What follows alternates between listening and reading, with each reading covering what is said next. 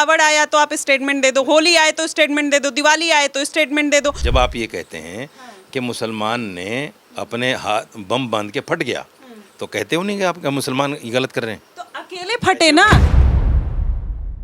ये फटने वाले कितने हैं? कितने? हाँ, साल में छब- कितने फट जाते होंगे? सर 26/11 लाल किला अटैक, कई पहलगाम आपने देखा, अभी फिर कुलगाम में किस तरीके से 2 लड़के के मार दिया। अभी जल्दी की बात, आपको पर्सनली मतलब जब कावड़ या सावन स्टार्ट होता है तो उससे प्रॉब्लम होती है या क्या दिक्कत है? म्यूजिक हराम है, हमें मोबाइल चलाना हराम है, ब्याज लेना हराम है, सूद लेना हराम है, कैमरे पर आकर बात करना हराम है। नमस्कार, मैं हूँ माही सिंह और आप देख रहे हैं द न्यूज़पेपर। मौलाना साजिद रशीदी को तो आप जानते ही हैं, हमेशा चर्चाओं में बने रहते हैं। फिर उन्होंने एक बार कावड़ यात्रियों को लेकर ऐसा बयान दे दिया है जिसमें अब जनता जो है 2 टूक में बट गई है। इन्होंने कह दिया है कि कावड़ यात्रा में 80% जो लोग होते हैं वो नशेड़ी, गजेड़ी और दंगा फैलाने वाले लोग होते हैं। तो आज इन्हीं की जुबानी जान लेते हैं कि ऐसा इन्होंने क्यों कहा। आखिरकार करोड़ों लोग की जो आस्था है कावड़ में और सावन में, उसको इस तरीके से बोलना, उस पर बोलना क्या सही है, गलत है, आज इन्हीं तमाम मुद्दों पर चर्चा करेंगे। आपने ये जो बयान दिया है, क्या सोच कर दिया है कि कावड़ यात्रा में जो 80% लोग होते हैं वो इसी तरीके के होते हैं जो दंगा, नशा और ऐसी चीज़ें करते हैं? देखिए, आप अपने दिल पे हाथ रख के सोचिए, जो लोग मेरठ में 2 पुलिस वालों को जो उनको बचाने गए थे, उनका इंसाफ कराने गए थे, गाड़ी से निकालकर उनको पीट पीट कर अधमरा कर दें, क्या वो कावड़ यात्री हो सकते हैं? शिव भक्त हो सकते हैं वो? बताइए आप मुझे। जो लोग कर रहे हैं, चलिए मैं मान लेती हूँ कि 10% लोग ऐसे हैं, लेकिन अगर आप उनकी आस्था को लेके करोड़ों लोग की, आपको ऐसा बयान देने का मतलब क्या बनता है कि मतलब ऐसे जो लोग हैं कावड़ में जाते हैं वो नशेड़ी होते हैं, गजेड़ी होते हैं और दंगई होते हैं? ऐसा तो सब नहीं करते हैं ना सर। आप मुझे एक चीज़ बताइए, हाँ बताइए। केशव प्रसाद मौर्य जो डिप्टी सीएम है, वो ये कह दे कि बंगाल में, पाकिस्तान में, हिंदुस्तान में जितने मदरसे हैं सारे आतंकवाद की फैक्ट्री हैं, वो ठीक है? जैसे आप ये बोल रहे हैं, जो 80% को आप जस्टिफाई कर रहे हैं ना, 80% वाले की वीडियो आपने अपने फोन में रखी है जस्टिफिकेशन के लिए, तो अगर जस्टिफिकेशन के लिए आप रखे हैं तो फिर तो बात तो वही है ना सर। जस्टिफिकेशन नहीं, आपने चूंकि मेरे ऊपर 80% का इल्ज़ाम लगाया तो मैंने बोल दिया कि मैंने 80% नहीं बोला, 80% तो ये इसने मेरे बयान में 80% का जिक्र ही नहीं है। लेकिन वीडियो पर जस्टिफिकेशन आप लेके बैठे हैं ना सर। मैंने तो ये कहा कि ये शिव भक्त नहीं हो सकते, जो नशेड़ी हैं, जो लूटमार करते हैं, जो स्कूली बच्चों पर हमला करते हैं, जो पुलिस वालों पर हमला करते हैं, ये नशेड़ी ये भोले हो ही नहीं सकते, ये शिव भक्त हो ही नहीं सकते। मैं तो इनको आतंकवादी मानता हूँ, बिल्कुल आतंकवादी मानता हूँ। आतंकवादी का क्या काम है? दहशत फैलाना, पुलिस वालों को मारना। आप क्या समझ रहे हैं? पुलिस वालों को मारना आतंकवादी का टैग होता इससे बड़ा दहशतगर्द कोई नहीं हो सकता। अच्छा। जो हमारी पुलिस को भी मार दे। अच्छा। और पिछले साल आपने देखा हो एक आर्मी के आदमी को किस तरह भोलों ने मारा था। यही तो दहशत आतंकवाद है। और आतंकवाद किसको कहते हैं आप?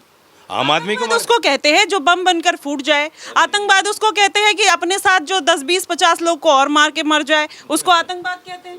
पुलिस वालों को मारना आतंकवाद नहीं है, आर्मी वालों को मारना आतंकवाद इसको आतंकवाद नहीं कहते हैं, कहेंगे इसको उग्रता कहते हैं, उसको मनबड़ लोग कहते हैं, जो अपने मनचले होते हैं, जो बदतमीज होते हैं, जो बेशर्म होते हैं, जिनको लाज शर्म नहीं है, जो उल्टी सीधी उनको समाज और सेना का सम्मान करना नहीं आता। आप उनको शिव भक्त मानते हैं? मैं शिव भक्त किसको मानती हूँ किसको नहीं, मैं किसी की आस्था की पर्सनल आस्था पर नहीं वो जाऊंगी। पुलिस को मारे उनको शिव भक्त मानती हो? मैं नहीं मानती हूँ। जो स्कूली बच्चों को मारे शिव भक्त मानती हो? नहीं मानती हूँ। जो किसी का सामान लूट ले सड़क पे उसको शिव भक्त मानती हो? आपको बताऊं, हर चीज की सिचुएशन तो अलग अलग होती है ना सर, कि क्या उस समय क्या सिचुएशन थी, उसको हम कैसे जस्टिफाई। चोरी करने की सिचुएशन क्या है? नहीं, वो तो गलत है, गलत है। और वो पुलिस वाले जो आए थे जिनको मारा है मेरठ में, इन्होंने कॉल की बाकायदा 100 नंबर को। वो 2 पुलिस वाले इन्हीं के लिए आए। जो टक्कर मारने वाला था वो तो भाग गया, पुलिस वालों को पकड़ के पीट दिया, अधमरा कर दिया, मार मार के, दौड़ा दौड़ा के मारा। आप शिव भक्त कहेंगे उनको? अच्छा, आपको पर्सनली ऐसे कावड़ में आप हमेशा, मैंने देखा पिछली बार भी आपने बयान दिया था, इस बार भी आपने बयान दिया, आपको पर्सनली मतलब जब कावड़ या सावन स्टार्ट होता है तो उससे प्रॉब्लम होती है या क्या दिक्कत है? प्रॉब्लम मुझे नहीं होती। प्रॉब्लम हुई थी नमाज पढ़ने को लेकर सीएम साहब को। सीएम साहब ने पता क्या कहा था कि चौराहे पर तमाशा नहीं बनने दिया जाएगा, सड़क चलने के लिए है। ये जो तमाशा हो रहा है सड़क पर, कावड़िए जो बैठकर शराब पी रहे हैं, मैं वीडियो दिखा दूंगा आपको। तो ये बदला आप ले रहे हैं कि बदला सीएम नहीं साहब ने, नहीं बात तो वही है ना, आपने बोला सीएम साहब का याद है तो नमाज, तो फिर बात तो यही ऐसे लफ्ज कहाँ से लाते हैं? लफ्ज मैं नहीं ला रही हूँ, आप ही कह रहे हैं कि आपको सीएम साहब का बयान याद मैं है। ये कह रहा हूँ, मैंने वीडियो में बोला है कि सीएम साहब, योगी जी, मैं आपका एहतराम करता हूँ, आपको नमाज पढ़ना तो चौराहे पर गलत काम लगता है, लेकिन जो लोग बैठकर शराब पी रहे हैं, सिगरेट पी रहे हैं, ये जो बदतमीजियाँ हो रही हैं कावड़ के नाम पर, इनको एक्सेप्ट करेंगे आप?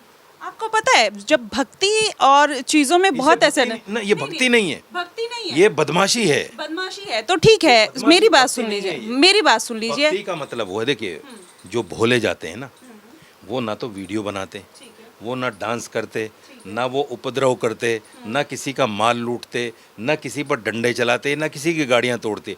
वो चुपचाप जाते हैं, चुपचाप आते हैं। नृत्य करना कोई बुरी बात नहीं है, डांस करना तो बुरी बात है ना। डांस करना, नृत्य करना, सबका अपना अपना तरीका है। अगर आपको डांस आता है, आपको डांस आता है सर, आपको जैसा आता होगा, टेढ़ा मेढ़ा जो भी आता होगा आप करेंगे। डांस ही हराम है। हाँ, तो वो तो मोबाइल भी हराम है। इस्लाम में तो डांस ही हराम है। इस्लाम में तो मोबाइल भी हराम है, कैमरे पे आना भी हराम है, बोलना भी हराम है। इस्लाम भी अब आप ही बताएंगे कि क्या क्या है इस्लाम में। अरे तो आप बता रहे हो तो मैं भी बता मतलब हमने जिसने 10 साल आप लगाए, हिंदू धर्म का आप कैसे बताएंगे सर? मैंने वेद पढ़ रखे हैं चारों। अच्छा, तो फिर हमने भी इतना पढ़ रखा है, क्या क्या हराम है, कहाँ पढ़ा आपने? क्या क्या हराम है, क्या अच्छा क्या क्या पढ़ा आपने? म्यूजिक हराम है, हमें मोबाइल चलाना हराम है, ब्याज लेना हराम है, सूद लेना हराम है, कैमरे पर आकर बात करना हराम है। कौन सी किताब में? आप ही लोग बताते हैं, आपके मौलाना बताते हैं, आपके इमाम बताते हैं। ये तो वो बातें कर रही हैं आप जो आम जन इस्लाम के खिलाफ बोलता है। आम जन नहीं, मतलब आपको भी तो ये पता है ना, मोबाइल आप में हराम है, टीवी हराम है या नहीं?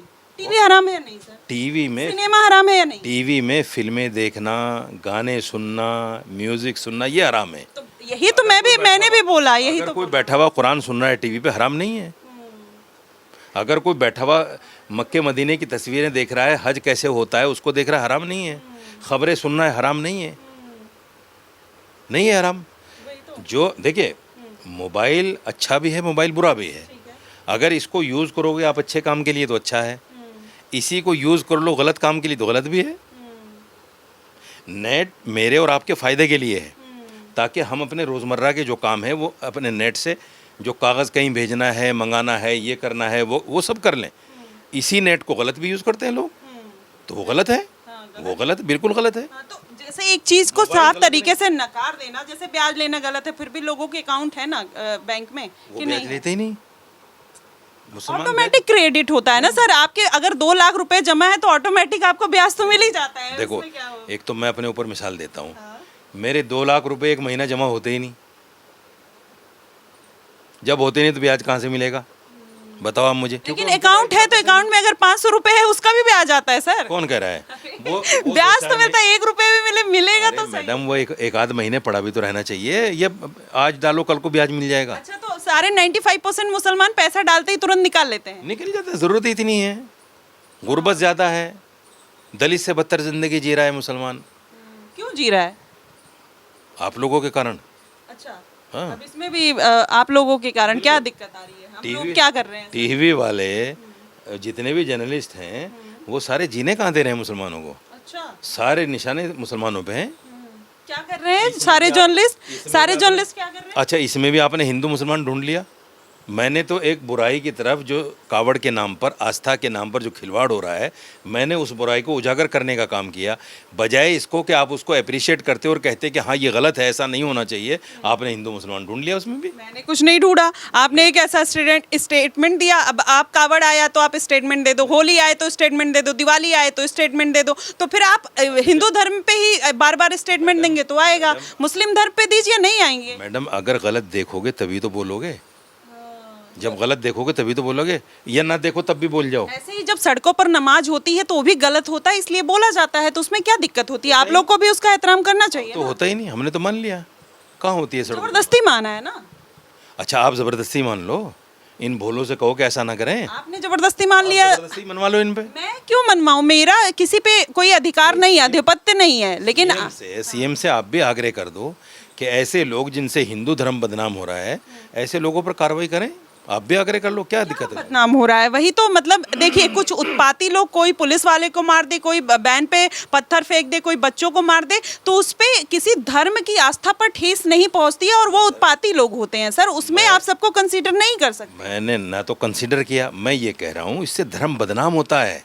आप टेंशन क्यों ले रहे हैं इतनी? हिंदू जब धर्म आप के ये जो कहते हैं- रखवाले हैं वो लेंगे। सुनो, जब आप ये कहते हैं कि मुसलमान ने अपने हाथ बम बांध के फट गया, तो कहते हो नहीं कि आप मुसलमान गलत कर रहे हैं? तो अकेले फटे ना, हाँ अकेले फटे कहते जब हो कि नहीं कहते हो? बिल्कुल कहते हैं। तो मैं भी ऐसे ही कह रहा हूँ ना कि जब वो भगवा चोला पहनकर कांधे पे कावड़ रख के और इस तरह के काम करते हैं, गलत है ना? कितने लोग करते हैं सर? वही बात, कितने लोग उधर करते कितने हैं, हमारी तरफ कितने हैं? हैं? आपकी तरफ अगर बम बन के फट रहे हैं, लाल किले पे फटे, कितने? लाल किले पे अगर फटा तो कितने लोग गए उसमें? हिंदू मुसलमान सब गए, नहीं, बहुत लोग गए। ये फटने वाले कितने हैं? कितने? हाँ, साल छब- में कितने पड़ जाते होंगे? सर 26/11 लाल किला अटैक, कई पहलगाम आपने देखा, अभी फिर कुलगाम में किस तरीके से 2 लड़के के मार दिया, अभी जल्दी की बात है। आप अंदाजा लगाइए कितने हो सकते हैं? कितने सर? मुझे लगता है तब से 20, 50, 100, 200, और ज्यादा सर। 1000, अभी 1000? आप 1947 भूल गए क्या? बंटवारा भूल गए क्या? अभी ये इतने अटैक हुए 26/11 भूल गए क्या? पहलगाम भूल गए क्या? 9/11 भूल? आप सबके रहनुमा। अरे मैडम, मैं गलत को गलत कह रहा हूँ। अगर मेरी तरफ गलत हो रहा है तो मैं उसको भी गलत कह रहा हूँ। कहाँ कह रहे हैं? कहाँ कह रहे हैं? कहाँ कह रहे हैं? इस्लाम में बम बांध के फटना जायज नहीं है, हराम मौत है ये।